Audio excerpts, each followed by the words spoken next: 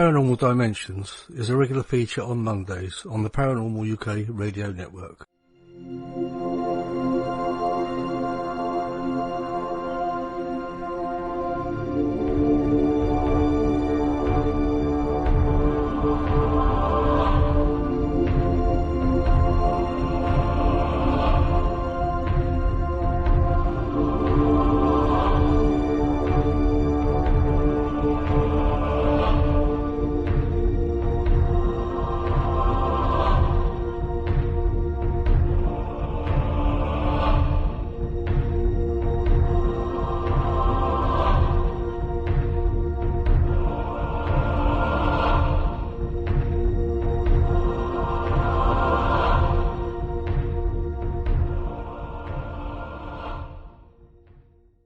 Hello, this is Nick Pope, and you're listening to the Paranormal UK radio network, the UK's biggest paranormal network. And this is Paranormal Dimensions with David Young.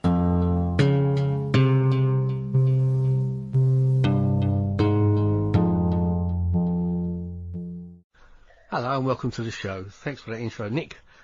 Okay, right, for this show, I've brought in Sacha Christie, the lovely Sacha Christie again, to join me, because she actually knows the guests that I've got on more than I do. Steve LaPlume, she's been speaking to him for, well, probably for a few years now. But Steve was based at Bentwaters, and he wasn't actually involved in the Rendlesham UFO incident itself, but he did have his own incidents, so hopefully we'll be hearing a bit about that. But so, anyway, for the first, let's just say hello to Sacha. Hello, Sacha. You all right? Hello. Hiya, darling. Yeah, I'm good. Good. Yeah. I think I've known Steve probably about 8 or 9 years. 8 or 9 years, no, maybe 10 years, actually, now, thinking back. I was living in Leeds. It was before I was seeing Dave, before I moved to Liverpool, so it's probably about 10 years. Yeah, it's a long time, isn't it? So you've been speaking to him on and off since then. I mean, On and off. I've only sort of come to be speaking to him over the last sort of few months, really. So, because he seemed to appear out of the blue to quite a few of us, you know. But of course, he didn't appear out of the blue to you because you've known him for some time. But I think with a lot of what was going on, I think he decided to come forward and say a few things, didn't he? Well, we talked a few times during the shenanigans, and afterwards, obviously. We talked on my show, but Larry actually introduced us, obviously, a long time ago, and I've spoken to him throughout the years, on and off, sporadically. Well, he's been, off having his mad adventures in between times. Sometimes he's messaged me, but yeah, he got back in touch, I don't know, a couple of years ago, I think. He was doing some videos on YouTube talking about his experiences and trying to heal from his PTSD. So, he's had quite an adventurous life, hasn't he? Very much so, yeah. I believe him. I believe him as well. He's been consistent through what he's been. The gaps in time, or where we've not spoken, or where he's been situated when he's contacted me. But he's for all the things that he's been through, I think he's a very level-headed, genuine person, with a really good heart. I mean, I can't help but admire his attitude to life and what he's doing now to help as many people as he can in his area. And I mean, from what I've spoken nice to guy. him, he sounds he's quite a gentleman, actually, from what I've the dealings that I've had with him so far, which has not been a lot, But and obviously we've seen pictures, photos and things which are obviously not photoshopped. Yeah. Yeah, and obviously there's no evidence of certain things because you can't be taking photographs of all that shit. That's right, yeah. Sort of thing.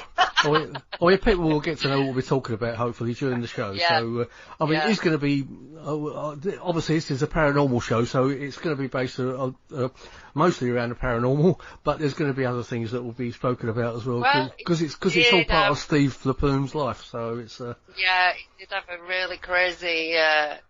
sort of series of events on Bentwaters, so yeah, definitely the maddest out of all of the things that were seen, I think, was seen by Steve and was it Wendell, who he was on duty with. Yeah, I won't say anymore. Yeah, don't say too much. Otherwise we'll... Right, let's get Steve on. Hello, Steve. Welcome to the show. Well, thank you very much. Appreciate the invite. Yeah, thanks for joining us. And as you know, we've got Sacha joining us for the show because you've known Sacha for quite some time. She told me about 10 years. So yeah, probably right about that. Yeah. Yeah. Sacha, you want to say hello? Hello. Yeah. Sorry. Hi. I didn't want to interrupt you. I thought you disappeared for a minute. No, still here. First time in my life I was quiet. Hi, Steve. It's good to talk to you again. Yeah. Anyway, Same Steve, here. you had quite a nasty little experience. I don't know if you'd like to tell us about it. We nearly lost you. Yeah. Speaking of being quiet, I almost went down for the permanent quietness last night. I have to back up a little bit. I had an infection, bacterial infection from a demolition job. So, I was suffering from something called leptospirosis, which makes you real tired and dizzy and all. So I thought I was over it. They gave me, all those antibiotics. And then about a week later, which was, Thursday, I guess, just before Good Friday, I started feeling it coming back on again, and I thought, oh no, maybe I didn't have enough antibiotics, But the timing, it's just weird how the timing worked out. That I had run out of wood because I have a wood furnace when I heat my house up here, and I'd run out of wood, so I decided, well, I'll just go ahead and get my gas, my LP gas furnace fired up and go ahead and use that for the evenings. But what I didn't realize was I was poisoning myself, I guess, with carbon monoxide. Wow. So last night I sat down at about 10 o'clock, and oddly enough, I woke up to somebody laughing, and I think it was on a YouTube video. It just kept running from video to video, and it woke me up. And when I woke up, I honestly felt like I was high as a kite or drunk or just, wow, I was just like out of my mind. And I tried to stand up and was dizzy, and I just went, wow, something was really wrong. I think I need to get outside and get some fresh air or something. And I sat outside for a while and cleared my head, and it just kind of all came together. When I had gone to the doctors on Good Friday, they had one of those oxygen things hooked up to my finger, and the alarm kept going off. And part of the reason I went in there was because I was lightheaded and tired and, feeling drained. So I called the hospital today, and we talked about it, and they said that that wasn't really so much an indicator, but it was like oxygen saturation. And apparently, because I got to the hospital so quick, I was still suffering from carbon monoxide poisoning. So when I came back, I was kind of feeling okay. And yesterday afternoon, I was like, wow, I think I kicked this bacterial thing because I'm feeling pretty good because it was a nice day and I was outside doing some gardening. And then when I came back in the house, I turned the heat on because the temperature dropped, and I almost dropped with it. So, wow. I mean, yeah, I finally. Well, thank heaven for that laughter on the video where it was that you. I mean, otherwise we may have lost you. It's. Yeah. I sat outside shivering in the cold for about 2.5 hours before I felt like my brain was back to semi-normal. So I came back inside, shut the heater off and the gas and everything, and opened up all the windows and aired the house out. So I just went without heat last night and piled on a couple extra blankets and slept with the window open. Wow, so, yeah. I mean, when I saw the photos of you, I thought, oh no, you've not gone down with the coronavirus. That's what the first thing. No. That was my first thoughts. Yeah, well, it's oddly enough, because I had this bacterial infection, I've been self-isolated for, good God, coming up on 8 weeks already, because I didn't want to catch coronavirus while I was trying to fight this bacterial infection because it affected my upper chest. And I had to be on an inhaler and antibiotics and stuff, so I didn't want it to try and fight both at the same time. I didn't think I was going to be able to do that, so I just self-isolated. Yeah, sure. I mean, I think it would probably hit you hard, wouldn't it, if you did catch it? I think that's a COVID-19 thing. Yeah. Because it sounds pretty nasty. Yeah. So you're pretty used to being isolated anyway now, then? Yeah, well, I was joking around with a friend of mine. I'm like, yeah, self-isolation really isn't affecting me. I live alone on a farm with my cat, and I've got one good friend up the road, another farmer, and I really don't hang out with many people. I just go shopping and stuff. So yeah, but it really isn't much different than my regular routine, so, which is sad, but I don't, but, you know, I don't drink, I don't smoke, I don't go out to bars and stuff. I do have kind of a boring life, so, you know. It's a bit like us. It's a bit like where we live, isn't it, Sasha? Yeah. We live out in the middle of nowhere, so it's a bit like where I live. I don't live in the middle of nowhere, but I really don't interact with the human race very much apart from online. Yeah, I'm a bit of a hermit. And, yeah. You know, well, it was a big deal. It was a big deal for me to get on Facebook and go public. You know. Yeah. So. Yeah. Anyway, I'm a bit of an introvert. You know. So. I'm very pleased that you were caught out by that laugh anyway, and it kept you going. So it's good news to me anyway. But anyway, Steve, I mean, you've had a really interesting life. I mean, as I said, Sasha knows you a lot better than I do. I mean, I've known your name obviously for years, but when you sort of appeared suddenly on, well, I don't know if it was suddenly on Facebook, but Sasha had been talking to you for a number of years over certain aspects of what had been going on. Yeah. You've led quite an interesting life. You've been involved with, you've been a soldier of fortune, you've motorcycle racing, you've been construction and everything else. And but I am worker. Yeah. But I guess we ought to start really when you went to Bentwaters. What year was that? I landed there in November of 1980. Right. When I got there. Yeah. And I got out of the service I was just looking at my DD-214. I got out on April 13th of 81. So, my total time in service was, I think 9 months and 4 days, if I got it correctly. Right. So what happened? Why didn't, because apparently you didn't fit in, apparently, was that what your paperwork says, didn't it? Yeah, it says I had let me go ahead and actually read what it says. And, let me get my glasses on here.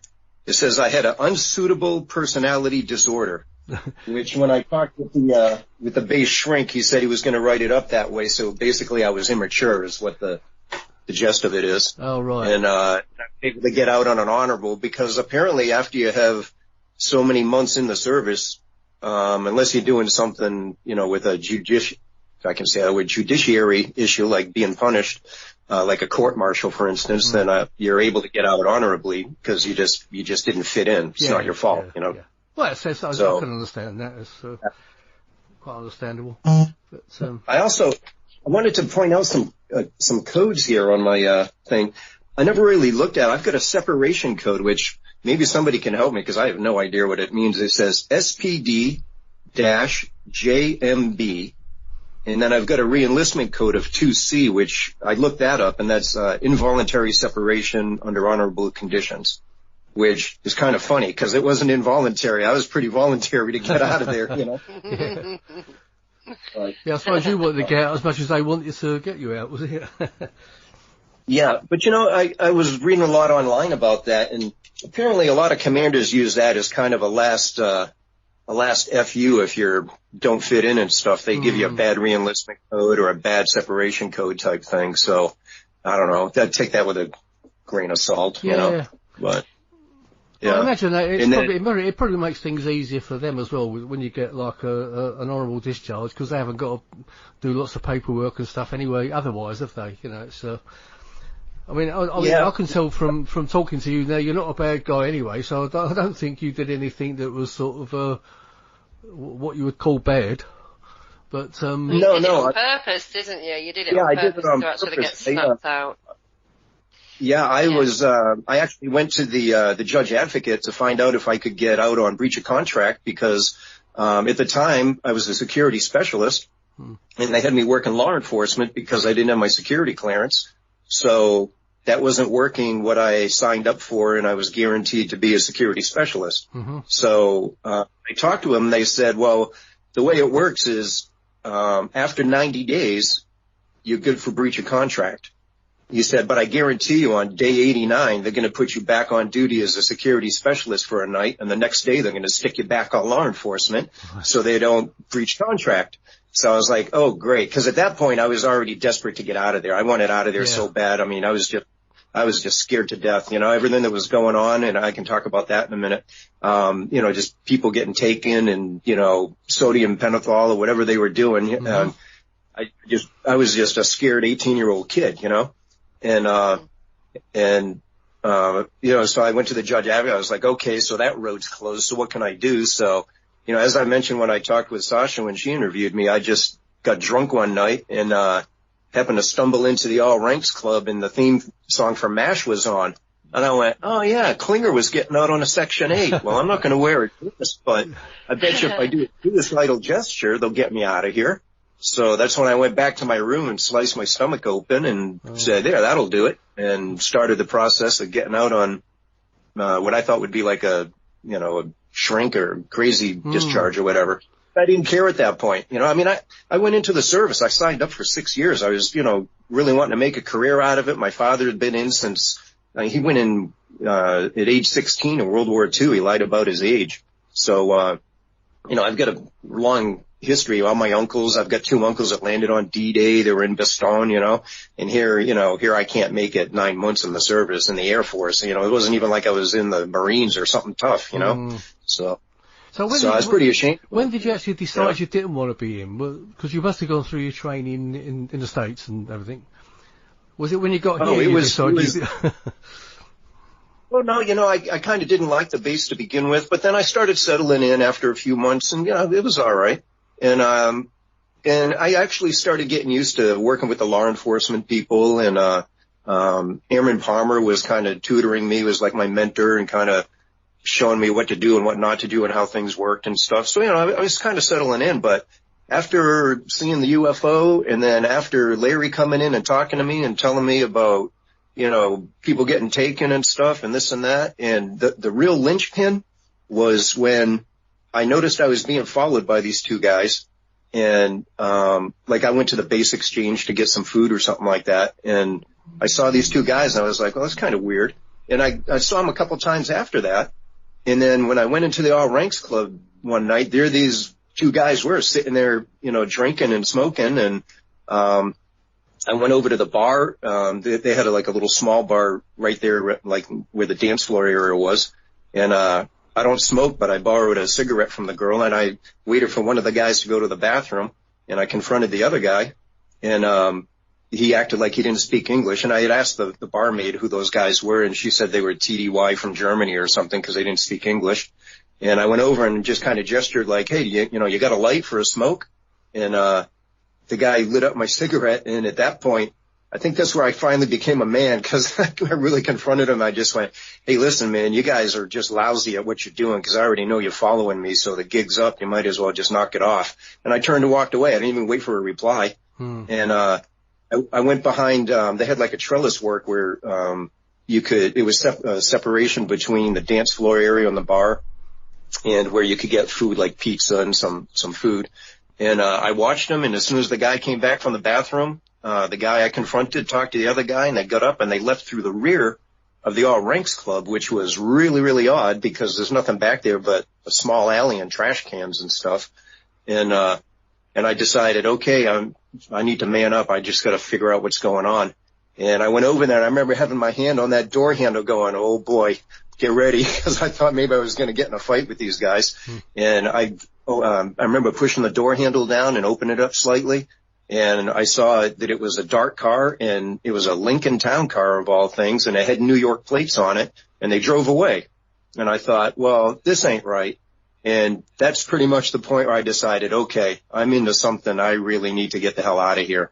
And yeah, that's pretty much the point where I decided, okay, fight or flight. It's time to flight. So, that's when I just started. Sorry, Steve. Do you remember what sort of date that was? Now, was that after the first event with John Burroughs and Jim Penniston, or would that have been? Oh yeah, that was after my sighting. My sighting was like the first week of February. So, let me think. It would have been maybe mid-February, maybe towards later February, because when I went and saw the base shrink after I cut my stomach open, I remember him saying, yeah, I'll have you home before the first baseball's tossed, opening day of baseball sometime in April, I guess. I'm not much of a sports fan, but sure enough, I was back in the U.S. getting signed out on April 13th. So. Right. So, yeah, no, I was just trying to tie the date down because your event happened around about February time. But do you remember anything about, during Christmas, 1980, about the main event sort of thing, what they call the RFI, where Colonel Holt and Jim Peniston and John Burroughs and all that were involved over 2 or 3 nights? Yeah, no, that whole time, I actually had, we had 3 days where we work midnight shift, 3 days where we'd work, actually we started with a swing shift, then we'd work a midnight shift and 3 days off, and it would just rotate like that. So I had 3 days off over the Christmas holiday there, and I was hungover, and the night that Jim and, John and, I can't remember the other cat's first name, but Cabanza, I think is his last name. Yeah, when they had their sighting that night, I was getting drunk, which was usual, and the next morning I was hungover, and I remember going over to the next barracks, because that's where most of the other security specialists were housed, and I was over there just leaning up against the door jamb, and BBC was on, and I walked in, and they were all talking about, a couple guys, and they didn't name them by name. They said a couple of the law enforcement over on Woodbridge get chased through the woods by a UFO. And that was the exact words I heard. They got chased through the woods by a UFO. And I thought, what? Oh, man, I know I'm hungover, but did I hear that right? And they were joking around about it a little bit, and really nobody had any details. And then sure enough, here come these 3 guys, and this was like 10:30 in the morning. And, actually I think it was about 10:15. And, these guys came through the day room to get to their rooms, and they had their alert bags over their shoulders, and they had their heads down, and man, did they catch am I allowed to swear? Yeah, I mean, I don't, yeah, I can always cut it out later.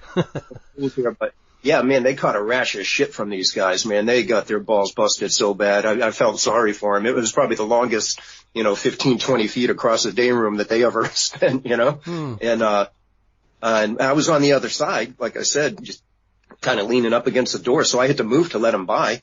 And I remember saying, "Hey man, what'd you guys see?" And one of them told me to fuck off, and I was like, okay. So that was it. That was Jim, all I heard. I didn't hear anything else from that for weeks. It just all got shut up. And the only time I really even talked about it, excuse me, I can take a drink of water here.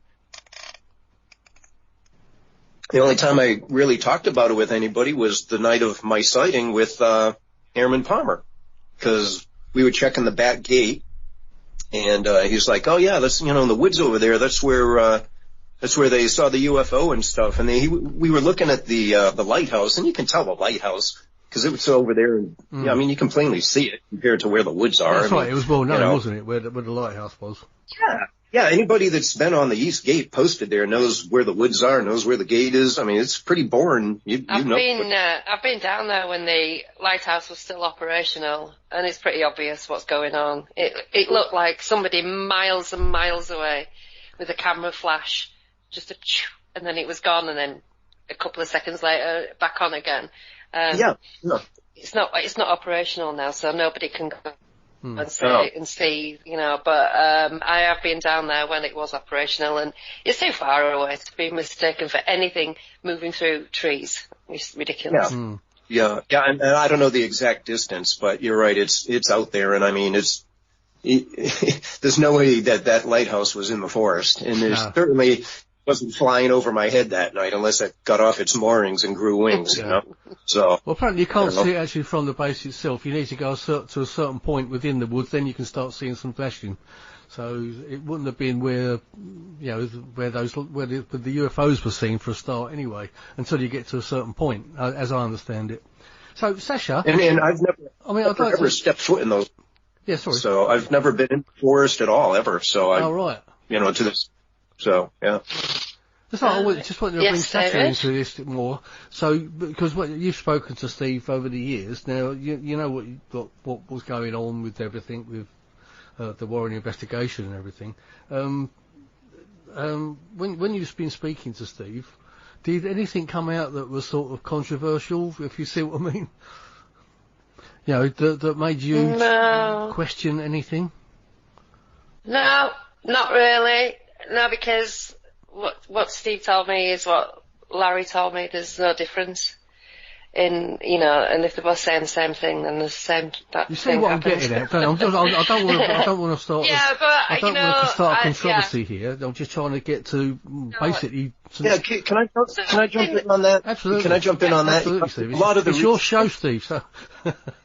Oh, all right. Well, all I want to say is, you know, for years I kind of was on the outside looking in and wanted nothing to do with this whole Bentwater shit show, basically, because it was just back and forth. And, you know, I looked at a lot of investigators or people that were kind of, you know, hinged at the hip with witnesses, and it seemed like a lot of people were using them for advancing their own career or their own agenda. I just wanted nothing to do with any of that. So I'm just kind of thankful. I've given a couple interviews, and I talked to Linda Moulton Howe and, you know, that sort of thing, but I just really didn't other than dipping my toes and wanted nothing to do with it. And part of the reason I came out was because I'm just seeing so much garbage going back and forth, and he said, she said, and, you know, just, you know, a lot of I guess John and Jim don't even talk to each other anymore. So, yeah, apparently that's right. So I just want to be Switzerland, man. I just want to be neutral.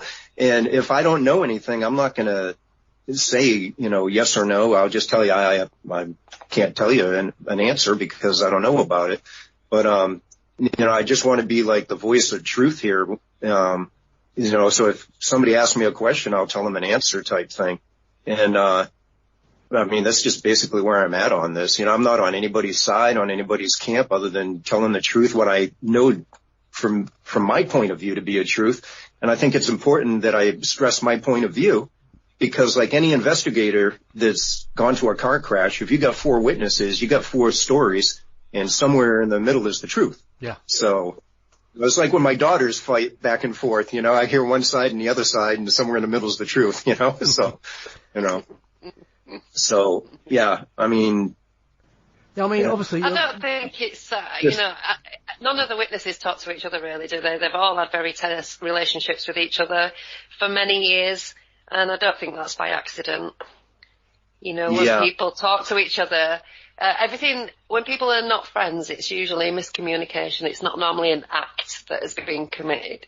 In this circumstance, it's like different belief sets, lack of communication, and a lot of assumption, and they don't talk to each other. And if they talk to each other, then maybe they might figure out the truth, but they can't agree on anything. I don't know if they can agree to disagree either. So, yeah, that sounds like my past marriage. Yeah. I mean, seriously, I mean, it's a perfect example of miscommunication, not willing to budge and being stubborn. And yeah, it's just, yeah. Yeah. We'll leave that one alone. Yeah. Well, I didn't want to try and drag you into that argument, Steve, because it's that is just isn't fair. Because I mean, you weren't out on the base long enough anyway to be, you know. And I think you already said you didn't remember too much about the base anyway from I mean, the rest of your life. You sort of left the base and got on the rest of your life. Yeah, you know, I got on with my life, and I just really didn't care about the place. It was like just a big bad chapter in my life. I wanted to forget about it, move on. But you know, part of the reason I became a professional soldier was I really liked being in the service, and I liked the soldiering aspect of it. So once I realized I was never going to go back into the U.S. service because of my reenlistment code, I decided, okay, well, I'll just go work with some other army, you know. So I just and the only thing that I'm even willing to talk about is the fact that I was fighting with the Contras and got involved with that whole, you know, Iran-Contra affair, because that's the only thing that's public. Sure. You know, but I've worked with a bunch of other armies. I've worked with a bunch of drug dealers. I worked with a bunch of nasty people, you know, and, you know, I know a lot of people call me a liar and stuff, but I've got pictures and paper trails to prove what's going on. That's why I posted a lot of the stuff I did on my Facebook page. Yeah. You know, I mean, I got 5 passports. You know, I filled up 5 passports. I've been around, you know. Yeah. So yeah, and a lot of it, you would. I mean, obviously, a lot of it you wouldn't have paperwork because it would actually give you away, wouldn't it? Yeah. The only paperwork I've got really is I've got my deportation papers from Honduras when I got booted out because we were fighting with the Missouri Indian tribes on the East Coast, on the Mosquito Coast. And, we were causing trouble back and forth on the border. So they came and scooped us up.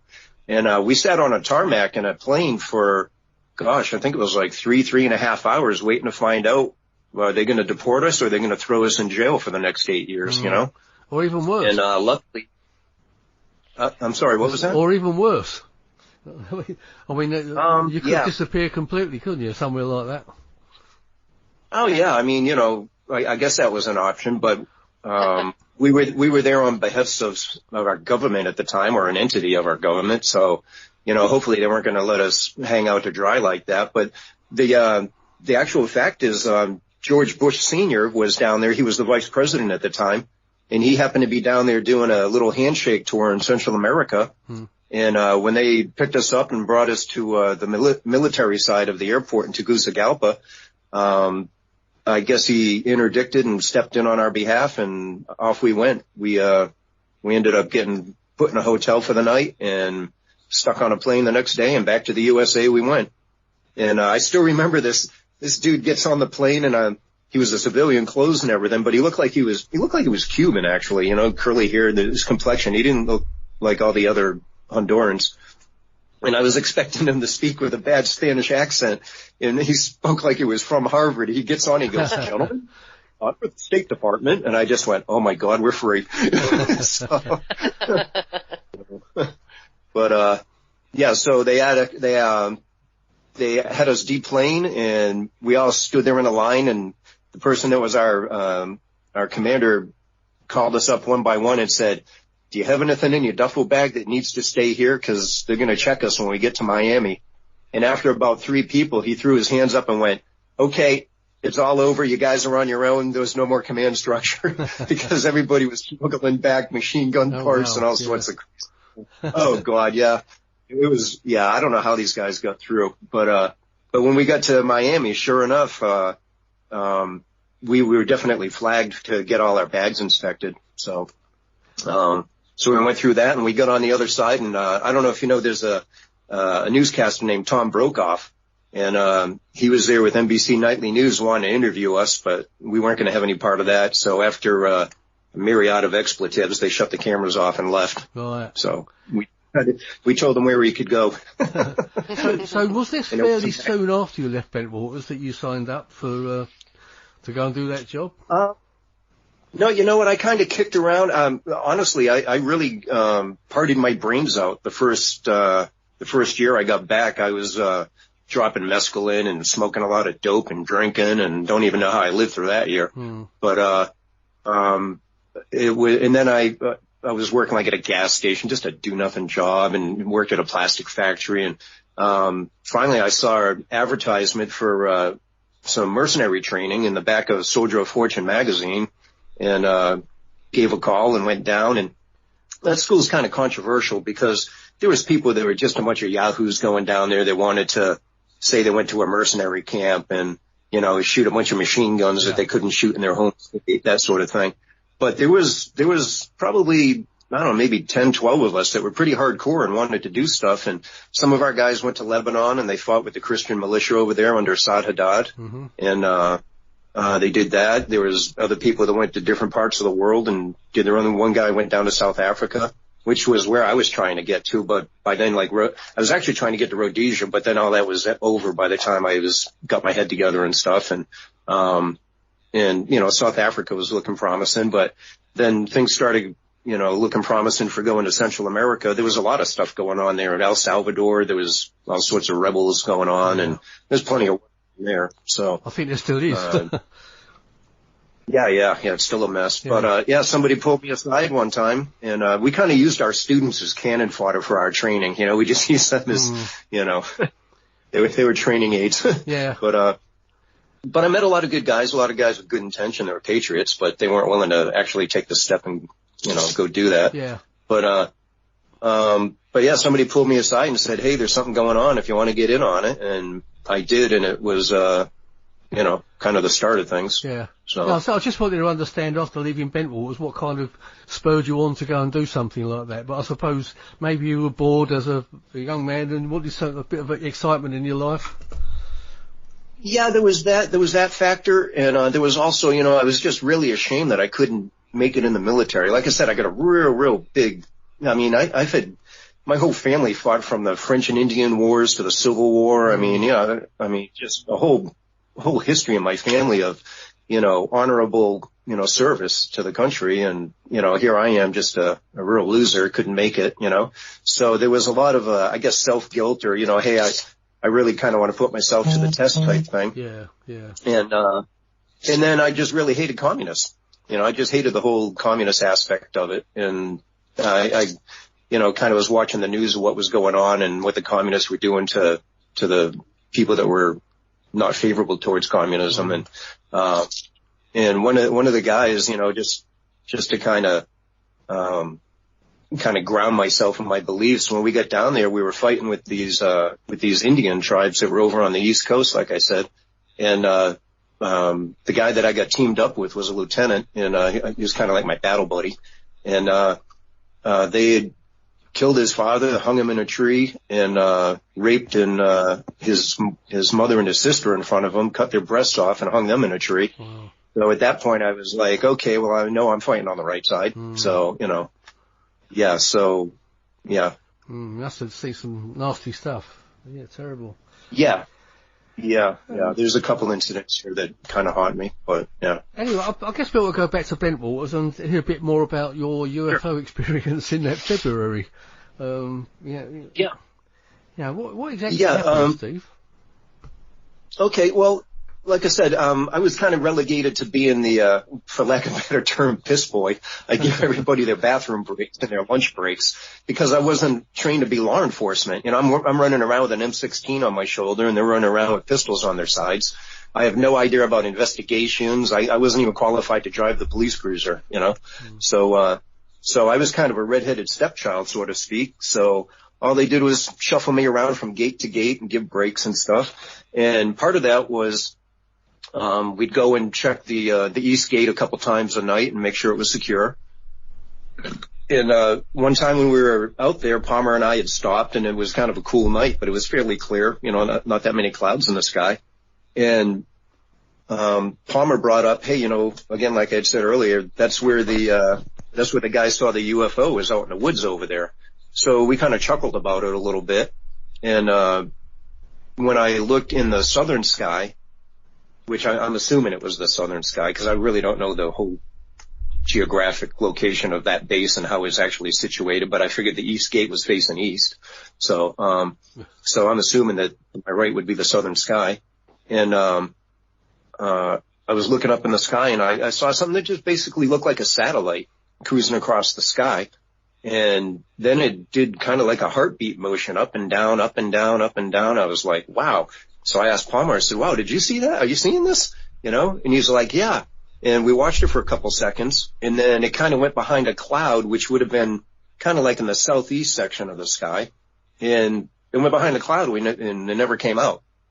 Now, whether it made a turn and so it was, facing away from the cloud and went in that direction, I don't know, but it never came out from behind this cloud. So Palmer said, hey, wait here and keep an eye out. And then he ran down to the tower to see, what we had up in the air.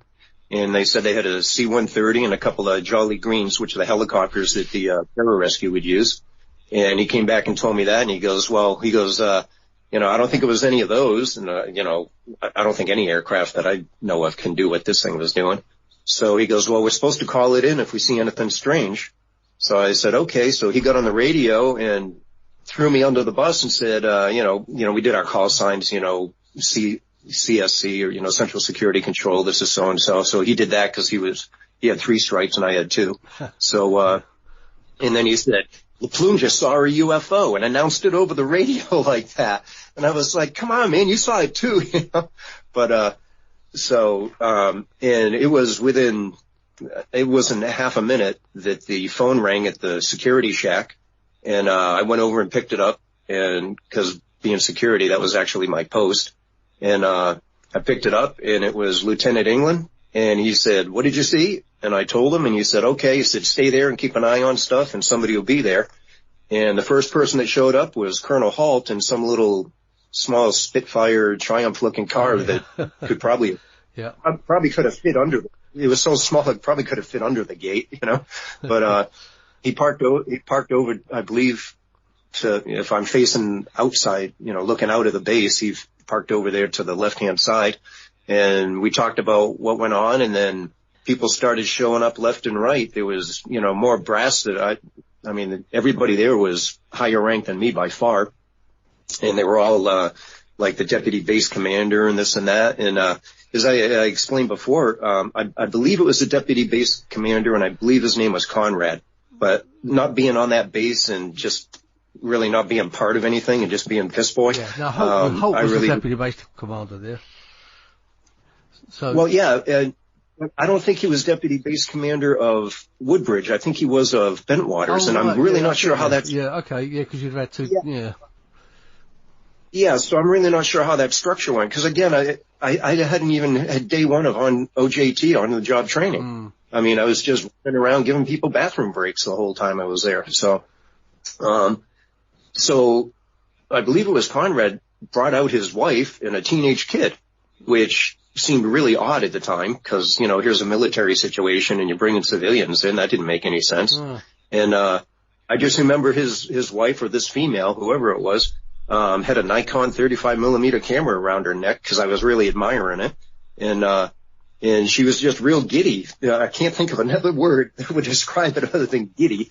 And she was just like, oh boy, I hope I get to see one. Oh, and I was just like, see what? It was like something up in the sky. You know, I was just like kind of befuddled at the time, because I didn't know everything that happened. I knew absolutely nothing about what happened, you know, with the whole Colonel Halt and the tapes and all that.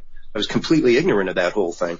So nothing made sense to me at all at the time. And then Lieutenant England said, okay, Gordon Williams is going to be coming over, and Colonel Williams, and just, you know, report, secure, we had a regiment where we would say, East Gate, all safe and secure, that was how we had to present ourselves. And he said, he goes, and don't be nervous. He goes, he just made general. So, he's not a colonel anymore. And I'm like, oh, great. It's not bad enough. I'm a low man on the totem pole with 2 stripes, and here comes a general, Yeah. So he showed up and, he was really, really laid back and cool. I told him, all safe and secure, and he asked me what I saw, and I told him. But the whole time, Palmer was off to the side, and he was never really involved with anything. Nobody asked him what he saw. They all came to me, because he announced LaPlume saw a UFO, and he kind of bowed out of the whole thing, I think. So he did it on purpose, that you kept out of the way. Well, I mean, this is a real career breaker, Yeah. I mean, nobody is supposed to be talking about stuff like that. That's Section 8 stuff right off the bat, I mean, ask any pilot in the service. They're never going to tell you that they saw a UFO, Sure, Yeah. So I told them what I saw. They went over to the side and they conferred and they talked for a little bit, and they all jumped in an Air Force, regulation station wagon. And I remember it was blue and it had yellow writing on the side, and they all took off to the woods, and they had handed us a starlight scope to look around. I don't know what, but they all went off into the woods, and they came back about maybe 45 minutes later and said, okay, we didn't see anything. So, and I was kind of like, well, of course you didn't see anything. There was nothing in the woods. It was up in the sky, But again, I was ignorant of the fact that there was incidents in the woods earlier. So, I didn't know, exactly what. So, when Colonel Holt turned up, was he in uniform? He was actually on duty, was he? Or was he, because I know he lived on the base. Who's that? Colonel Williams? Colonel Holt. Colonel Holt. Oh, Colonel Holt. You know what? I honestly can't remember. No, I'm just getting a picture of him in uniform, driving up in his little sports car. It just doesn't sound. Yeah, I really don't think he was. I don't think he was on duty that night. So, but honestly, I just don't even remember anybody being in uniform other than me and. There might have been one other person in uniform, but Holt showed up. Not Holt, but when Colonel Williams showed up, he wasn't in uniform that I can remember. Oh, right. I just wonder how he got to hear about it. It's weird, isn't it? So obviously, if it was the because of the UFO incidents before, maybe somehow it had gone down the you know, by the drum beats, the jungle drum beats, that it's back again. Yeah. And, you know, in hindsight, yeah, I believe that's what happened. So, and, you know, the only reason I even injected myself in this whole case was, you know, people were saying, okay, well, you know, who knew what, when type of thing. And based off of what I saw that night, I don't think any of those officers had any clue. If they were in on it, you know, air quotes, in on it, if they were part of it, I don't think anybody was, because they seemed as curious and befuddled as the rest of us about what was going on, you know? Yeah. So, so they came back and they said, okay, well, you're posted on this gate the rest of the night. You there still? Have you gone? Have we lost you? Yeah, no, I'm still here. Thought we lost you. No. Somebody keeps calling me, so I had to keep swiping it. Oh, right. Okay. So I got posted on the gate the rest of the night. And, if you've been to that gate when the woods were all cut, when the woods were all cut back, because we had like a clear field of fire for a ways, I just sat with my back up against they had like this blast wall, I call it, between the road and the runway. So when planes turn around, you don't get the backblast from the jets, you know? Sure. And, I just sat up there with my back against the wall and sat there the rest of the night. And then, I remember I started getting cold towards the morning when the sun was coming up. So I went over and sat in the guard shack and was trying to fight to stay awake because it was heated, you know, so going from the cold to the heat was a bit of a struggle.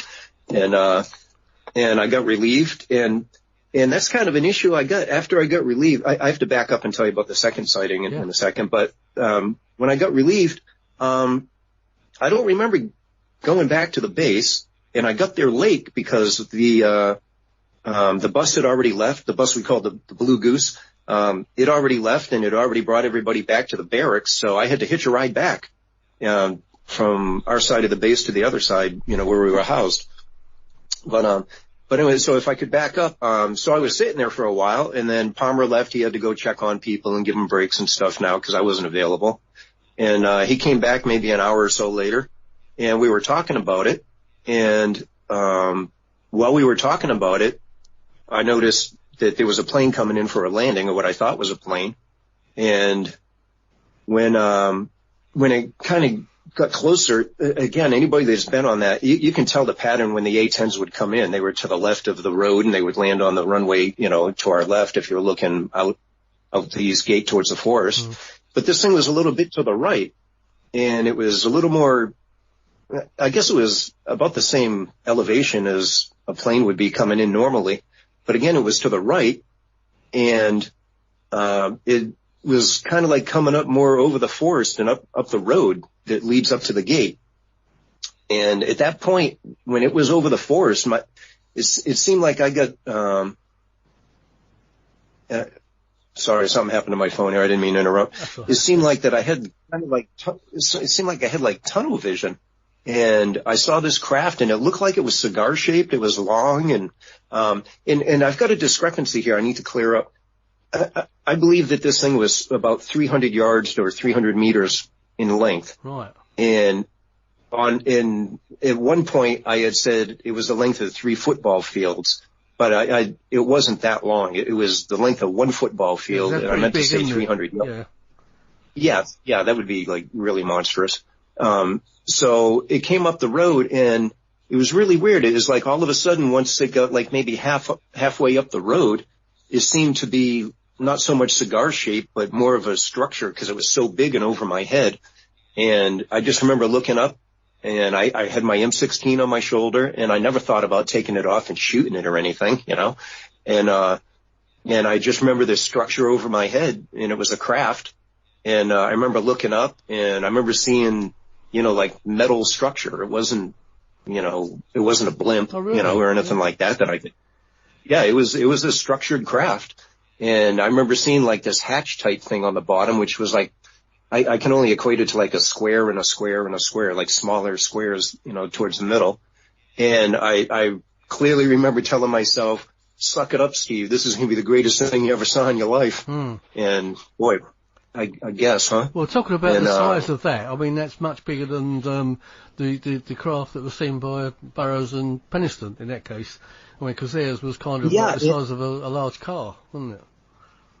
Right. And but when it was over my head, it seemed like it was smaller, like it was somehow, like, I guess for the lack of a better term, saucer shape, but it was a different shape, and I couldn't see the edges. Like I said, I just had tunnel vision, and I was focusing on that hatch, and then it went off to the right, and from where it was right over my head to where it was to the right, maybe 100 yards and kind of ascending up, I've got kind of a gap in. I just don't remember what it looked like. I don't remember a shape or anything. I just remember at a certain point it was over to my right, and it just slowly went up, and it was a ball of light at that point, and it just slowly went up back into the southern sky, almost to where we saw it in the beginning, and it slowly went up, and then I couldn't tell it from a star, and the whole time I didn't hear a thing. I mean, I didn't hear anything. Yeah, I was going to ask it was like what did you hear? I didn't hear anything from the craft. I didn't hear if somebody was talking to me. I didn't hear it. I didn't hear. I was like I was completely deaf. And Palmer and I don't even remember Palmer being there. He was to my right and kind of on the other side of the car. And like I said, I was just focusing on that. And after it went up and it was gone, I kind of looked at him and he looked at me and he said, "Do you want to call that in?" And I said, "Hell no." And literally, that was the last time we talked about it until later on when he called me down to his car. And he was probing me. I was going to say, you didn't experience anything like a missing time or anything like that you know of? Yeah, not that I know of, no. I mean, but I just kind of got an issue with the fact it was over my head at one point, and then it was over to my right, and I just don't remember it going from point A to point B, which isn't to say I didn't see it doing that. I just, I could have like closed my eyes because my eyes were wide open. I don't even remember blinking the whole time I saw it, type thing. So, I mean, it could have been something as easily explained as that, but I really don't know, Yeah. I never had any real nightmares over, being abducted or anything like that that I know of. So, because we can bring Sacha into this in a minute, because you've had the abduction scenario, haven't you, Sacha? Yeah, a few times. Yeah, but I mean, in some of them I've seen men, so I've seen them working together. So I don't know.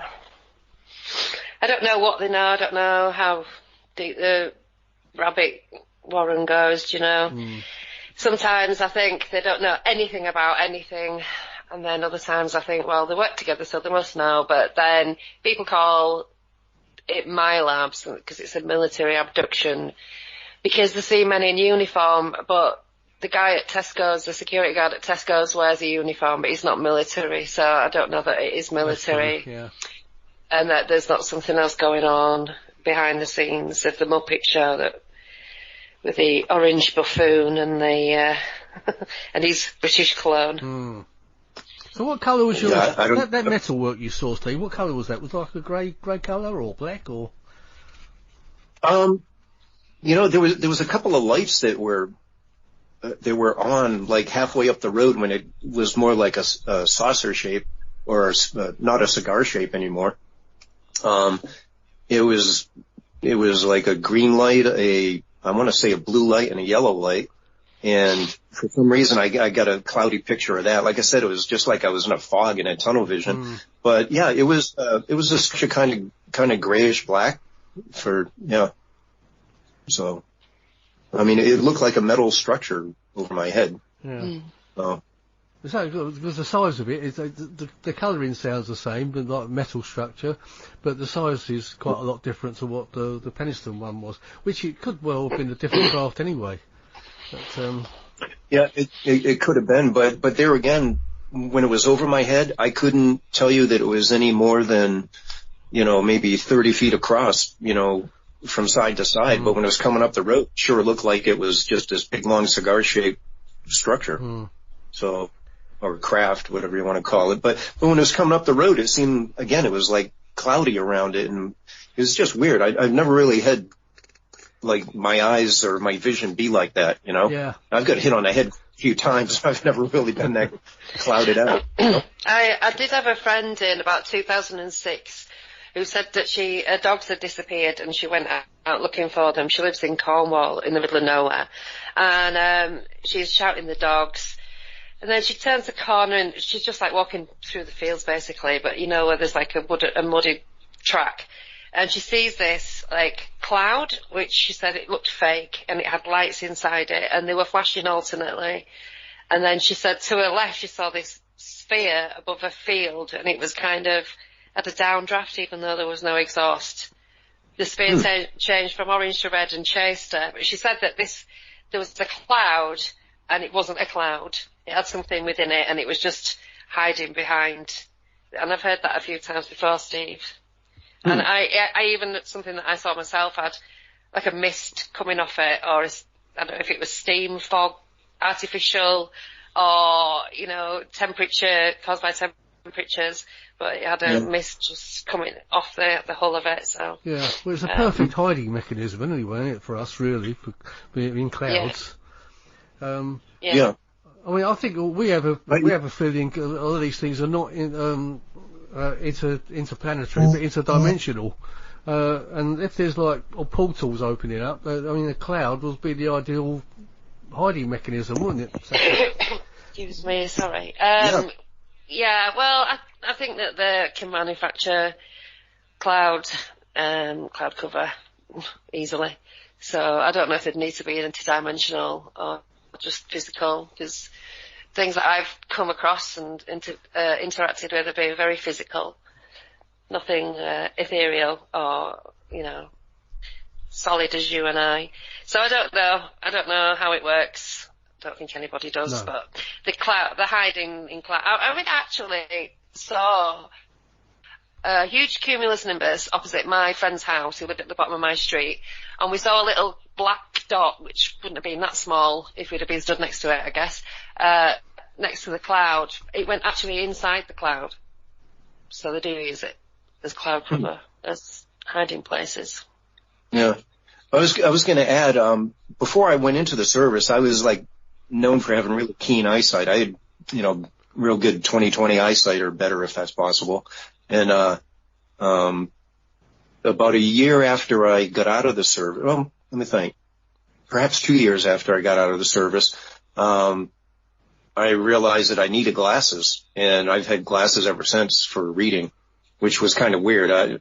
Because why would that happen? That always kind of bugged me that my eyesight all of a sudden got bad after I got out of the service. You know? Yeah, because you're being quite young still, wouldn't you? Yeah. I was, you know, when I got out, I was still 18 years old. Yeah. You know? So, you know, 19. So yeah, I would have been 20 years old when I needed glasses. So, and I've had LASIK surgery a couple times, and I still got bad vision. So, you know. Yeah, I mean, your eyes don't normally start deteriorating. Well, mine didn't start going till I was sort of in my 40s, and suddenly I was trying to read maps, and you find you can't read the little writing, you know, it's all gone grey. Yeah. But, that's yeah, so do you think it could have been caused by that? I mean, you can only, I don't know. Only guess, can't you? I always wondered that.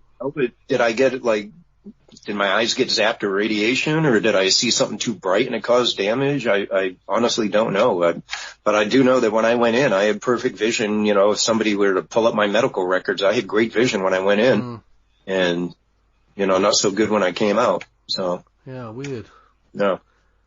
Yeah. Yeah, and another thing that kind of bugged me was Airman Palmer, the guy that was with me at the time. And I'm not accusing him of anything because I have no evidence whatsoever, but right after that, he was transferred to Air Force OSI, which is the Office of Special Investigations.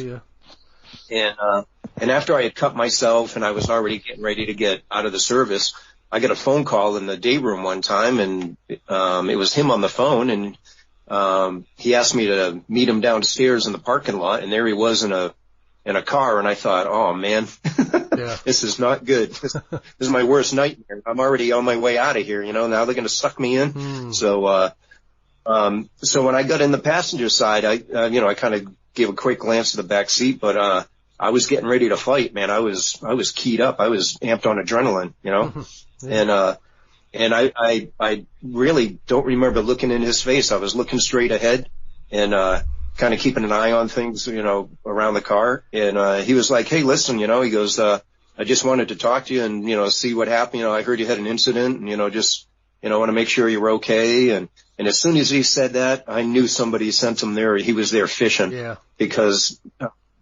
Palmer didn't care. He didn't seem like anybody that would care about anybody but himself.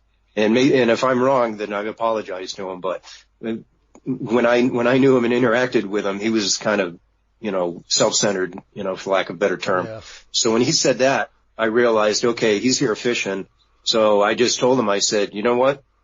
I said, I just want to go home.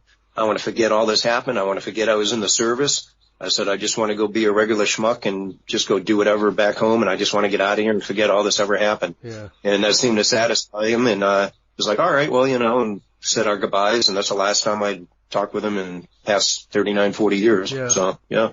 So when you cut yourself, Steve, was that sort of a serious cut? Was it a hospital job, stitch-up job, was it? Or? No. Actually, I had a fishing knife, and I tried using that. I had like a skin diving knife, but the thing was dull, and I really wouldn't break the skin. So I had to break open one of my Bic razors, like one of the disposable Bic razors. Yeah. And I used one of those, and I just made a series of slices across my stomach, just enough to make it bleed. I wasn't really trying to kill myself. I didn't want to break my abdominal cavity and have my guts hanging out or nothing, Sure. And when I went into the after being chased and getting chased down by actually Airman Burroughs chased me down with his partner. Once I got into the clinic, they were taking blood out of me to see if I was on drugs and stuff and what my alcohol content was. And, I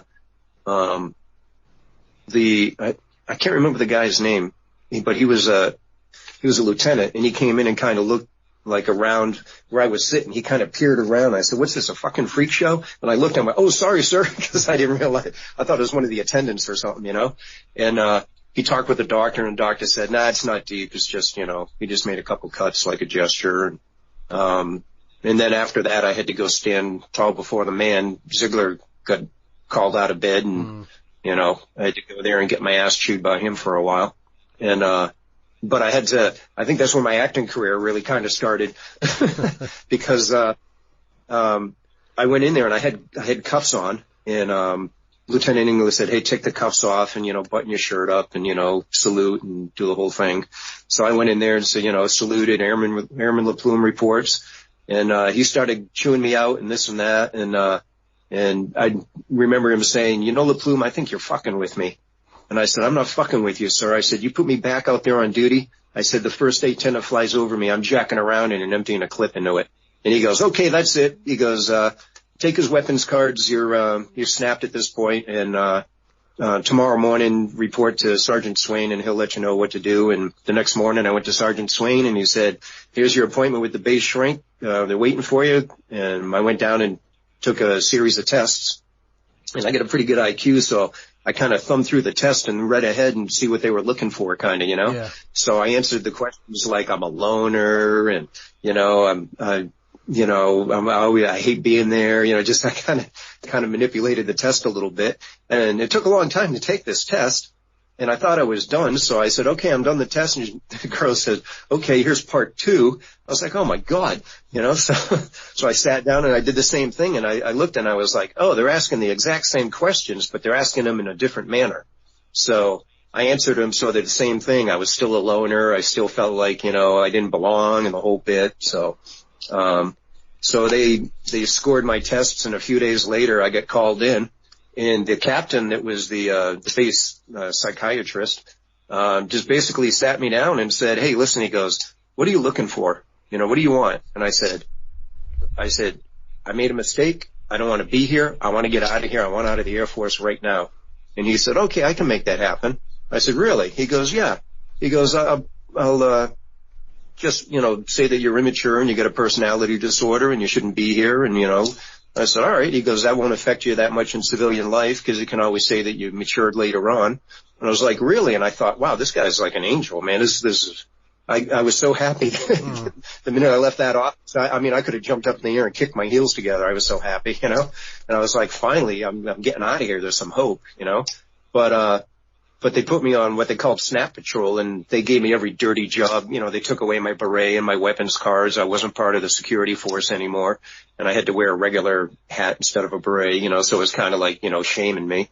And man, I had to clean puke and shit covered toilets for the next, you know, month or so. And yeah, they really, but I just kept doing it knowing I was going to get out of there eventually. Yeah, so. Yeah. Oh, right. So. Okay. So, now you mentioned Sergeant Swain. Whatever happened to him? Because we were actually trying to find him at one point a little while back, weren't we, Sacha? Yeah, sort of. I never followed his career, but I know he passed away here. I want to say maybe 5 to 10 years ago. Yeah, I saw something posted. Passed away. Yeah. Yeah. And he seemed like a nice guy, actually. He was, you know, a first sergeant. My father was a first sergeant in the Air Force. So, you know, I just kind of equated him on the same level as my dad. I never gave him any crap. You know, I always showed him respect. So, yeah. But part of the reason I think I got out with an honorable discharge was, Sergeant Swain called me in and, he said, listen, he goes, we got 2 congressional inquiries and, we're going to answer them, but just to let you know, that doesn't scare us. And I was like, okay. And I knew what a congressional inquiry was, but I actually had no idea that my father had talked to my state representative who started one of them. And he was a congressman basically. And, the other one was started by the Speaker of the House, which was Tip O'Neill, because my father helped get his son elected to a attorney general position in our home state. So he called in some political favors and put pressure on him to get me out with an honorable discharge. So I think had a lot to do with it, you know. So well, fascinating. Dad. Anyway, after that, you went on to motorcycle racing. Was that just something for yourself in Asia, wasn't it, mostly? I started doing that right about 1987, and just after, you know, soldiering and giving up that after about 5 years, I got into racing because I was just an adrenaline junkie, and man, there's nothing better than going in through a corner with your knee on the ground at 100 miles an hour and having the back tires slip out and trying to save it. Yeah, I've seen a couple of photos. So I just love going fast, you know. So I did that, and I crashed and broke a bunch of bones doing that. And then actually I was coming back from an injury and getting my motorcycle, you know, put back together, and met my then future wife, who was a mechanical engineer. And she was helping me get my motorcycle put back together. I thought, hey, this chick's pretty cool, man. So we eventually got married about a year later, and I just gave up racing because, you know, we wanted to start a family and all that. And it costs so much money to race. It's just money down a hole, you know? Yeah. So, and I wasn't that great. I was always maybe in the top 10, but never really in the top 3. So I wasn't making pole position and wasn't getting on the podium. And, you know, my sponsorship was next to nothing. You need a good backup, don't you, for it? Oh yeah, you sure do. Yeah, I was spending all my money on racing. I'd go work my butt off and work overtime as much as I could and spend it all on tires and fuel and, you know, fixing my bike and that sort of thing. So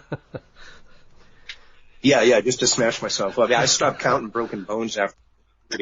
I mean, I broke a lot of bones. But then when I got over to China, they really didn't have that much racing. They had like scooter racing. But the Shanghai F1 track was not open for motorcycles, and it was only open for car racing at the time. And there was a lot of guys getting banged up. There was a lot of guys getting banged up on the road riding their motorcycles because they were just trying to be Ricky Racer out there on the road. And the local Chinese guys, a lot of them were getting smashed and killed. So one of the local motorcycle clubs, I talked with them, and I was like, hey, I said, I'm manufacturing leather suits and the knee sliders, the things you put on your knees when you touch the ground. They're replaceable. So I said, why don't I donate a bunch, and I'll donate them in, you know, instead of like American Western size, I'll make them smaller so they fit you guys. And, you know, you can you can go ahead and I'll donate them to the club. So I think I donated like 18 pairs of leathers and something like 200 knee sliders. So, they had the wherewithal to get on the track. But I told them, I said, here's a scoop though. Tell all you guys in your club to get off the road and stop killing themselves and get on the track. So we started having a regular race series going, in which finally it kind of turned into a what they call the Shanghai Festival of Speed and Culture. So we would have cars on the tracks doing drifting and motorcycle racing, and we started getting rules put together and a rule book and everything. And so it was kind of neat getting in on the ground floor of getting racing going over at this track. And eventually we were able to get over to the Shanghai F1 track, which, wow, you talk about a fast track. You can get up to 200 miles an hour on that track, and it's crazy fast. Yeah, I mean, I'm going through a corner with your knee on the ground at 140, and it's just yahoo, So. Did you? Did you actually learn any Chinese while you were there? Oh yeah. I probably speak like maybe a 4 or 5 year old as far as my vocabulary, but I would travel around. I would travel around China by myself and check myself in hotels and feed myself and take taxis and trains and planes and get around. So yeah, I speak fairly well. Yeah. So you can read a Chinese menu, okay? Not if it's in Chinese characters, no. That's what I mean. I can't read the characters. I never even attempted to do that. I can't even write my Chinese name in Chinese. It was just hard enough learning the language because there's so many different tones. There's 4 different tones, and you could say the same sound like ma.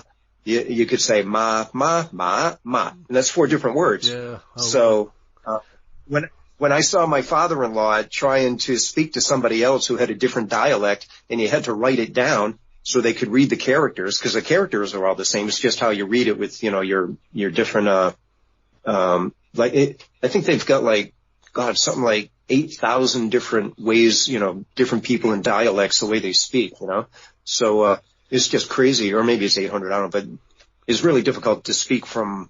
Like somebody from Shanghai has a hard time speaking to somebody from down in Shenzhen because the dialect is so different, But Mandarin is the common language, so you learn Mandarin. Yeah. So when I saw that, I thought, I don't have a prayer on figuring out characters, forget it. And I was like 42 at the time. 42 is not the time of Chinese. That's, it's a little old. No, I did kind of wonder if you did pick some up, but I thought you just pick up the words, but not the actual right. Yeah, I didn't actually realise there was that many. They struggle like we do with with Scottish people. Yeah. Yeah. So you can imagine 1.3 billion people.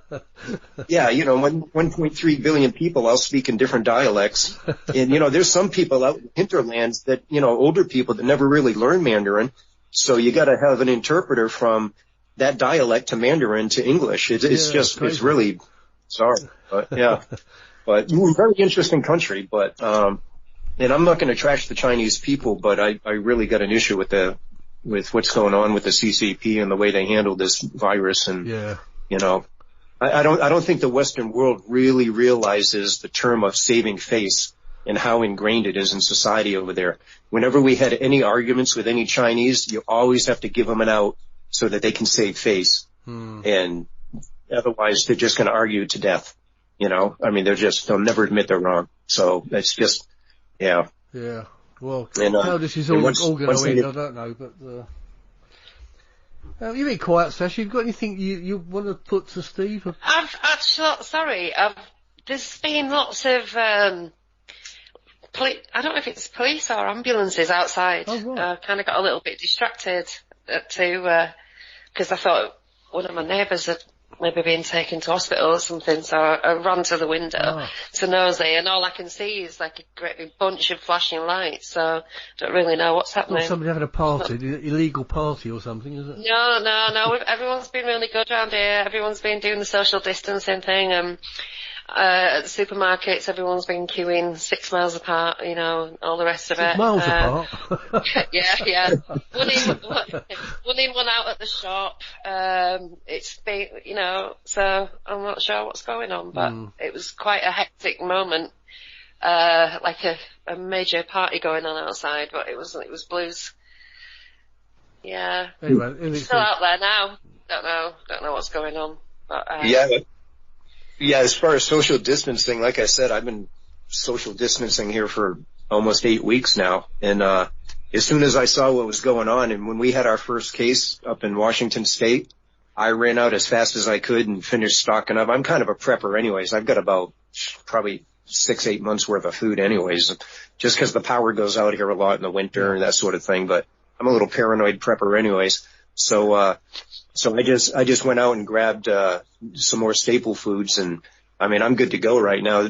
Growing season starting here, spring. So I've got a farm, and I'm fine where I'm at. I don't really need to go out. I make my own homemade bread, and I'm good. So I got no cause to be out there. I mean, just going to the hospital was the closest I got to a human here in the past couple months. So something that fascinated me, Steve, when you were telling me about the Civil War house you lived in with the ghosts. Yeah. My father was a police officer, and, back in the 70s, it wasn't a good time in the States because we were in a recession and the oil crisis and all that. And so we really had to watch our budget and stuff. But my dad came across this old Victorian house that was owned by a family called the Cook family, which was part of the, like the old time aristocracy type, they were the big wig manufacturers in town, and a big house on the hill type thing. But he picked it up for like $36,000 at the time. It was a steal of a house, but the inside was just completely trashed, and nobody had kept it up. And so he went in there, and over probably the course of about 6 years, he and I was a little kid at the time. I was 11 when we moved in there. We fixed up the house. But I clearly remember when we went to visit the house, we had already bought it, but we hadn't moved yet. My mom said, okay, the first floor is, the kitchen and living room and dining room and all this big rooms down there. The second floor are some bedrooms and a bathroom. And my mom said, upstairs are 2 rooms, and you've got the room on the left. But it was one of those houses where from the second floor to get up to the third, it was a small doorway, and you had to open up a door and go up this small stairwell and to get up there. And maybe back in the day, that's where the servants would have stayed type thing, And I remember before we moved in, I went up there, and I went up, and then there was like a landing, and you had to go up the rest of the way. And I got up as far as the landing, and man, the hair on my arms and the back of my neck stood up, and I could feel something saying, no, you don't belong up here. And I turned around, and 11-year-old kid, I booked it downstairs like, whoa, And by the time we moved in, I guess I kind of forgot that, or I'd ignored it or whatever. But we had a lot of incidents up there. I've had the lights turn on and off, like playing a game. Like I'd turn the light off to go to bed, then the light would turn itself back on. Then I'd get up because it was like a pull chain. I'd turn it off, and then it'd turn back on. I'd turn it back off. So finally one night I just went, fine, you win. And I went to bed, and when I woke up in the morning, it was off.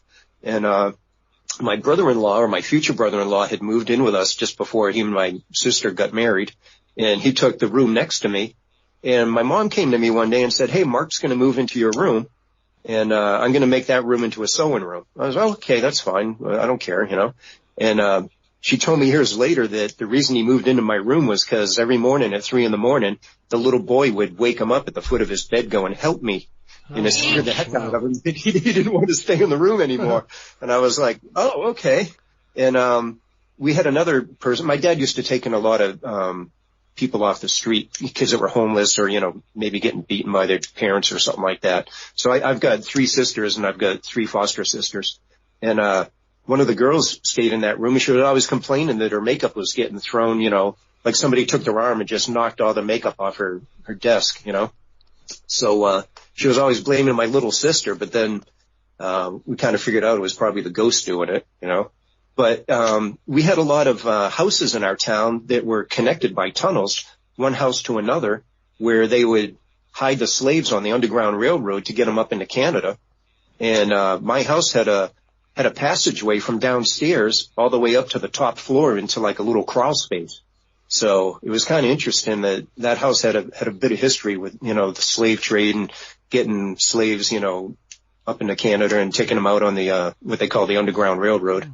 And yeah, it was just kind of interesting piece of history there.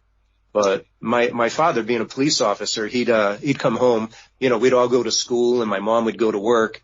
and he'd come home and sit in the lazy boy recliner and watch TV and fall asleep instead of sleeping in his bed because he'd work a night shift all the time.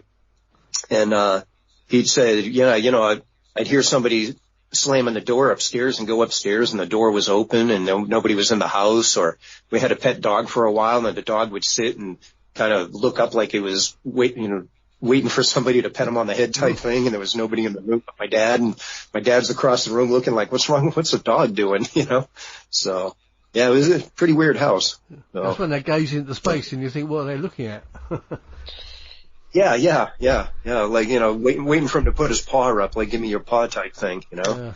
So, but I always wanted to go back and talk to the present owners and see if they're having any issues or if they noticed anything, Yeah. Do you think it'd still be standing?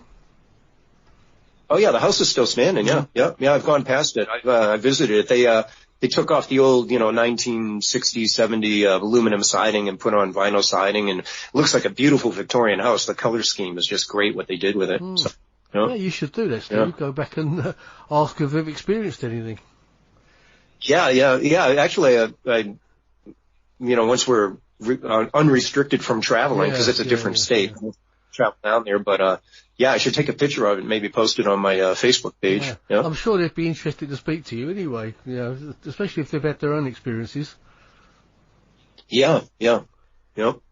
But, I always wanted to go back to my childhood house because it was 300 years old when my parents bought it. So that makes it 350 years old now, or thereabouts. And that was haunted. And I'd love to go, just see, not necessarily if they're having any experiences, but just to go back to that house, just to go back to your childhood house. No, I think you'd like to go back and investigate it though, wouldn't you, Sasha?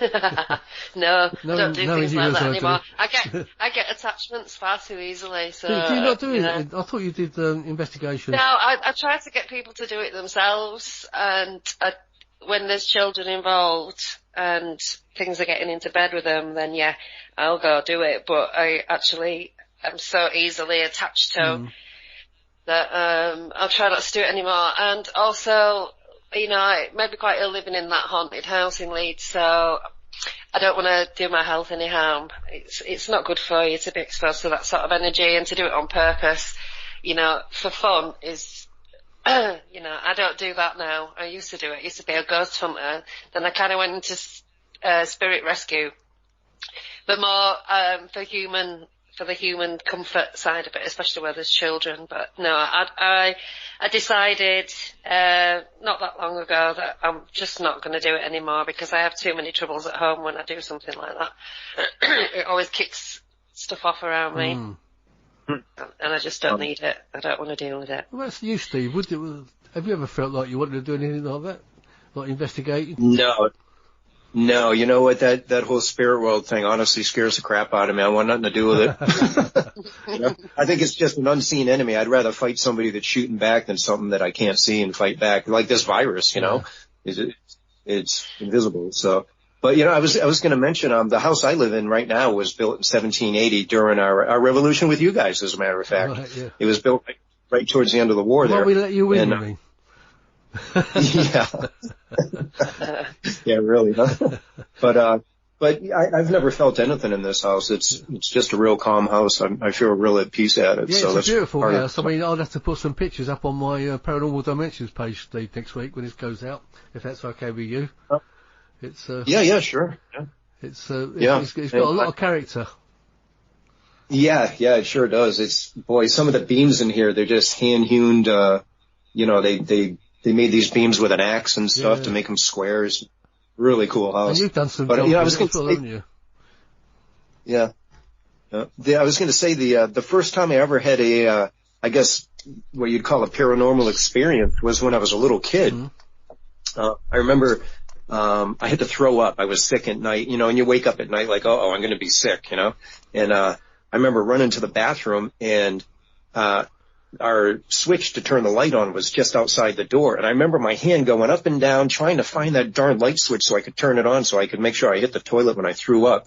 And it was a matter of, okay, I'm getting a critical mass. At some point I was really stressing, and, and I felt what I thought was my mom's hand put my hand on the light switch, and then I turned it, and the light went on, and I went to say thanks, and there was nobody there at all. And then I ran, puked my brains out. And, you know, from that point on, I went, okay, there's something more to this world than, you know, than meets the eye. Sure. So, but I still remember this gentle, warm hand taking my hand and putting it on that switch. You know, it was just really, really something that'll stick with me. Yeah, I mean, that was know? something not scary, actually. That was somebody helping you, wasn't it?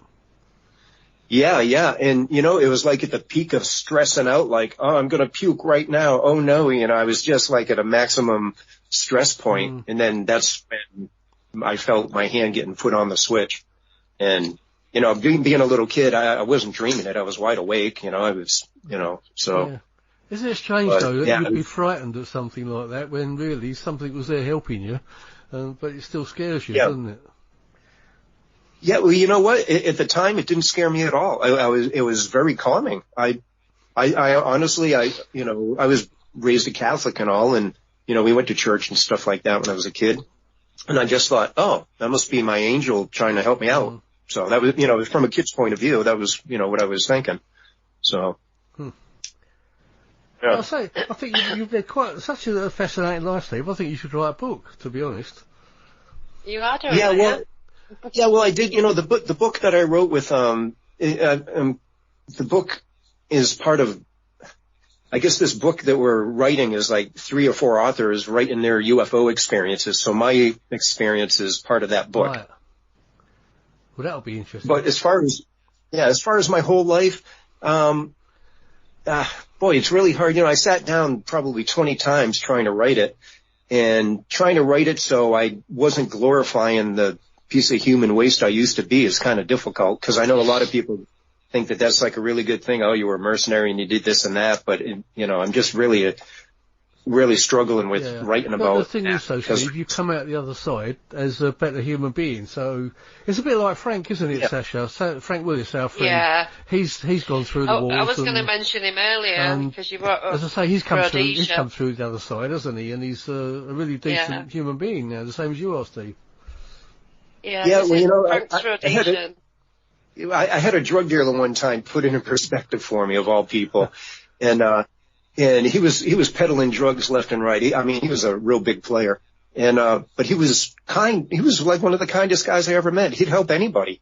And I asked him one day, I said, man, you know, for being, you know, who you are and what we're doing, I said, you like help people out all the time. You know, he'd give people cash, help them out, you know, whatever, you know, and he said, yeah, he goes, that way when I get to heaven, I got the scales balanced out a little bit, the bad and the good. Maybe I can make it a little better, you know, get my karma back up type thing, you know? So I always kind of thought, oh, that's interesting. So now, you know, I've just, you know, and, you know, I've got no qualms about saying I'm a Christian and, you know, I believe in God. And, you know, I just figure I ought to probably do the right thing and try to be a good, decent human being, you know? And, like right now on my farm, I've got my, buddy coming over to till up all the open available space that I got, and I'm overplanting because I'm pretty sure that, you know, this economy is not going to bounce back like everybody, you know, will. And I think there's going to be a lot of my town folks who are going to be in a bad way. So instead of putting my farm stand out and selling vegetables like I was going to do, I'm going to put my farm stand out and just basically put a sign that says, if you need it, grab it, you know, and, you know, just help my, you know, fellow citizens here in my town, you know. Because I'm sure there's going to be some bad times coming. Yeah, I'm sure there is. So there's a lot. You're talking about that now. Is there a lot closed up round you? You know, a lot of shops that are really, because they need that money coming in constantly, don't they? Are they not getting any help from the government? Well, the government has some sort of program where, you know, you can take out a loan, and if you keep your employees paid, even if they're not working, as long as you keep them paid, then you can take out a loan up to a certain amount, and as long as you do it for so many days, then the loan is actually forgiven. So they just want you to keep your employees paid, and they've got a stimulus package where everybody gets a certain amount of money. But like my renters right now, I've got one renter that's struggling. He's been out of work. He can't pay. And I just told him, I was like, well, don't pay. Don't, you know, keep food on your table. Don't pay me your rent, you know. I mean, I'm struggling financially because I kind of ride the line of poverty. I just, honestly, it sounds silly, but as mercenary as I used to be, I can't stand money. I just think it's the root of all evil, so I make enough money off my rent to pay my taxes and my insurance and have enough money to, put fuel in my vehicle and put food on the table. So when they don't pay me, I'm kind of hurting, but, at this point, I've got food stored up and, I can keep the lights on. So, I'm not worried about them paying their rent, I suppose it's the point that we've all got to try and pull together, haven't we? I suppose more people can afford to do it than others, and they don't bother, do they? The ones that really can afford it.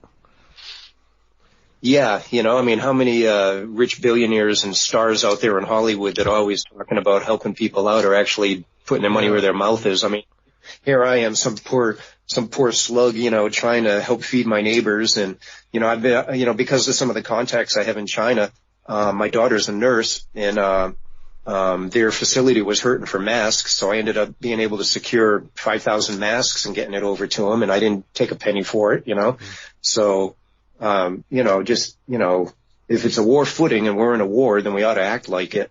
It's like some of the people that are online that I see on my Facebook feed, they're still trashing the president and they're still very partisan and stuff. And it's like, hey man, the first, if you read, The Art of War by Sun Tzu, or however you pronounce his name, the first thing, he talks about really, or emphasizes on, is divide and conquer. So if divided, we're not going to win this war. We got to stick together, and, it just really irks me when I see people still spouting a bunch of bullshit in politics and not sticking together and doing what we need to do, No, I agree with you. Yeah. We've got the same problem here, haven't we, Sacha, really? Yeah. Well, it's the same world over, I think, in our Western world anyway, when money is the goal, isn't it, with everything. Your tenant actually left a message on the recording that we did together, Steve. He said, he's my landlord and a super good one / good friend. Yeah. Oh, really? Oh, cool. Yeah. See, that says it all, doesn't it? Yeah, well, I probably know which one it is.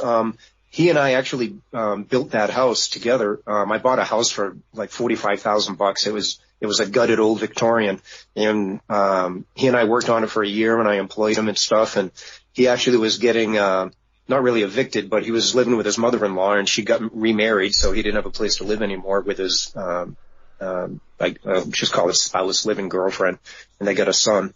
So I said, well, why don't you just rent this place out? That way I don't have to bother finding a renter, And so I just rented it to him, as cheap as I could, and he found another roommate, and he's been living there since. So, and he ran into some rough times and stuff financially, and I've just been helping him out because, I don't know, I just figure if we don't help each other out in this world, nobody else is. So very true. Yeah. Yeah, it's funny, with me and the neighbours have been chatting through the fence. Not so, we usually sit on the doorstep, but we've been in the back garden talking through the fence. Everyone here is behaving. It's a ghost town. So everyone is doing their bit. And when we were doing the clapping for the NHS and clapping for the delivery drivers, truck drivers, shop workers, etc., it was so noisy. It was unbelievable. Yeah. So, yeah.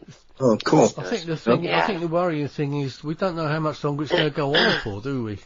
Having that. Oh, well, that's the great unknown, isn't it? I wish they'd get this test out to say, okay, you've had it and you've got the antibodies, so go back to work. So, you can provide for their families. I wish they'd get that test out ASAP, or if they've got it out, they need to spread it around a lot more, I mean, we could go into the thing about vaccinations. I mean, if they ever come out with a vaccine, I don't think I want to take it. Well, yeah, if it's anything to do with Bill Gates vaccinating the world, I think I'd rather catch COVID and take my chances. Yeah, I feel the same way. Yeah, I'm not into that, I mean, if they make it a requirement, like, okay, if you haven't been certified vaccinated, then you can't go out in public, you can't work, and this, to me, that's kind of the mark of the beast as far as I'm concerned. I don't see how they could say that. I mean, look, the US is a free country and so is the UK, so most of Europe. Yeah. I mean, I would think about probably a good quarter of the population will probably refuse that vaccine anyway. Yeah, but I mean, look where we're at. None of us refused running into our houses and having all our rights. That's true. Yeah, yeah.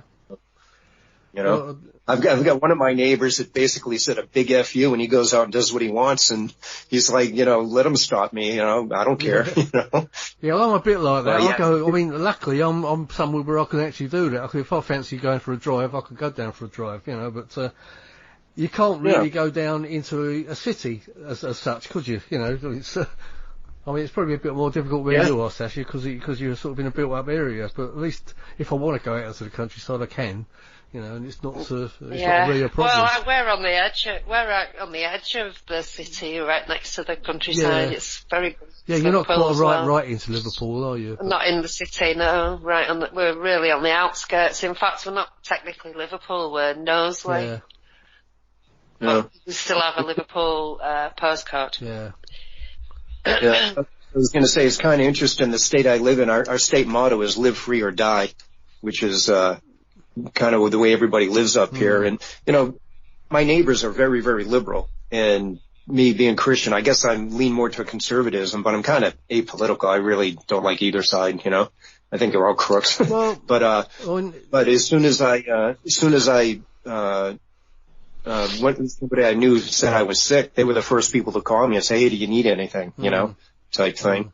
And our governor here has been very, very good about walking a fine line of civil liberties versus what we got to do to, social distancing type thing. So he was like, yeah, go for a drive if you want, but don't go hanging out at the beach partying with everybody, that sort of thing. So, I mean, there's got to be a little bit, bit of common sense and reason. Yeah. That's what I was saying. I mean, I can't see a problem with if you're going out, if you're not going anywhere near anybody, what's the problem? Yeah. Yeah. It's like Frank was saying, wasn't it, Sacha? He was going to go out on his motorbike and asking everyone what they felt about it. And I said, well, I haven't got a problem with it because I think you're just going out and staying away from everyone anyway, if you want to go camping. Yeah, but when he's going camping, he's a survivalist, isn't he? So he's not going to go sort of Butlins. He's going to go the back of beyond and... Yeah, on his own. That's right. Yeah. And I don't see a problem with that. I suppose it's when you go and have a party with a dozen other people in a park. I think it's just because people have been going, oh, right, well, let's go where it's open green space. There's a lot of green space in Wales, there's a lot in Cornwall. So there's droves of people going out into, they think they're going to be safe in the countryside, but what they're doing is they're taking it with them into a very small infrastructure that can only cope with its locals, can't cope with all the city folk as well getting ill. Yeah. So it's a bit selfish, and I think that's really why they've had to go super, super lockdown, because people are not taking it seriously and doing things like that. So because you get to the point, it's just selfish. If people go away for a few days, they're going to actually take all the supplies out of their supermarkets and things like that as well, aren't they?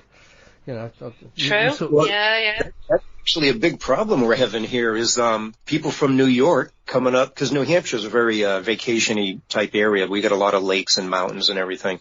So if people from New York have a vacation home here, then they're coming up and they're cleaning out the local, mom and pop stores, getting supplied up so they can hunker down. Yeah. So there's a lot of resentment. And we have one state called Rhode Island, and the governor actually put state police on the borders and said, if you got a New York plate, you ain't coming in our state. We don't care if you own property or not, which is really unconstitutional because we got the right to travel, but, I guess. That happened to one of the other hosts on the network that I'm on.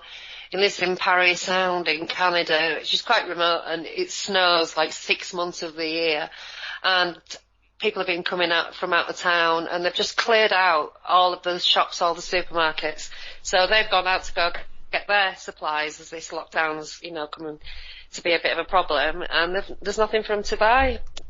Yeah. So, and I mean, they're living this place which is literally it's just a winter wonderland for, it seems like, most of the year, judging by his Facebook. So it's difficult anyway. Life's a little bit difficult anyway because you're dealing with feet of snow. People are very selfish. Yeah. Well, perhaps anyone listening to this show might get the idea now about if you do go out, you're actually depriving people that live in these towns, their supplies. If everyone. Well, half of the people listening to this are going to say that it's a hoax, 5G, Wuhan nanobots or something. Yeah. You know, whatever conspiracies. Like I understand why we don't trust the government, but, you know, this is, the government are not paying you 80% of your wages because they think you need to stay at home for have a nice rest because, you know, they think you're wonderful citizens. There's no way, after 10, however many years of austerity, no chance that they're going to do that just for a hoax. And all of a sudden, all of the world's governments are getting are all getting on with each other to agree to do this to the whole world's population. It just doesn't even make any sense. Well, the big puzzle is that big magic money tree, isn't it, Sasha, that suddenly appeared? Well, yeah, it suddenly grew. Yeah, well, it is spring, so I suppose. Yeah. Well, who's going to pay it all back? You know, you can't just keep printing money and throwing it in a big pit. You know, sooner or later, something's going to happen. So. Yeah. Yeah. You all right there, David? Yeah, no, I just had a little bit of a cough there. Yeah, like I said, I told you earlier I've had a cough for a couple of weeks. It's not the virus. At least I don't think it is. Not that one, anyway. It is another type of coronavirus. There are many there's plenty of coronaviruses. coronaviruses, that's right, yeah, but I don't think it's the number 19.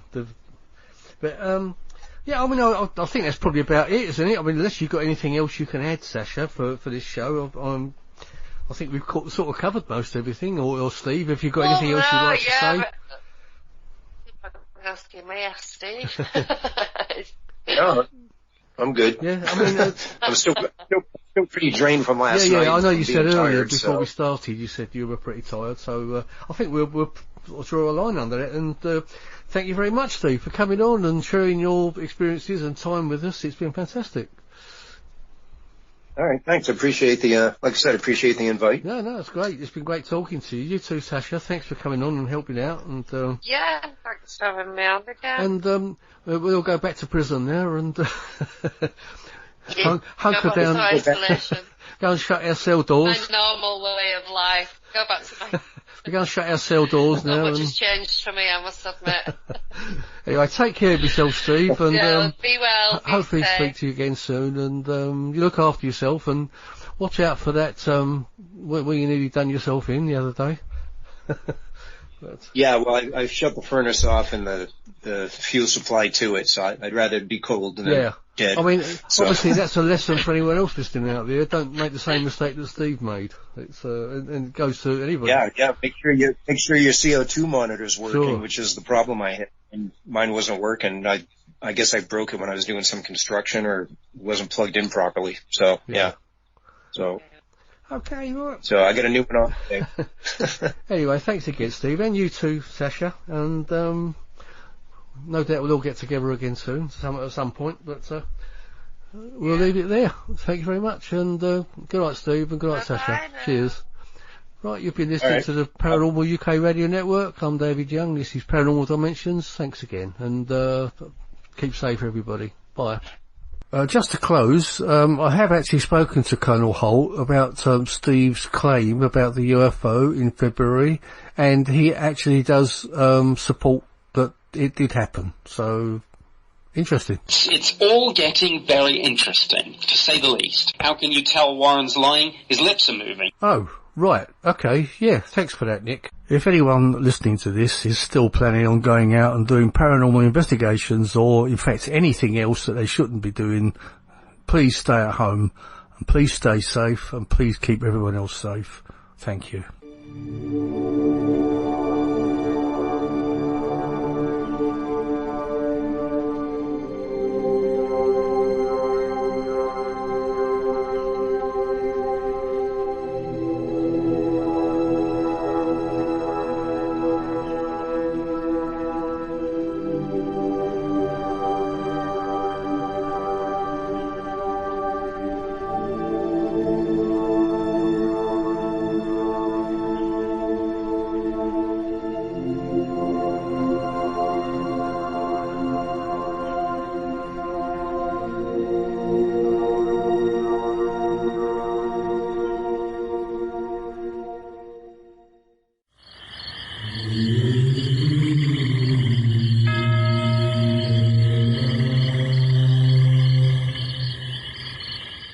Paranormal Dimensions is a regular feature on Mondays on the Paranormal UK Radio Network.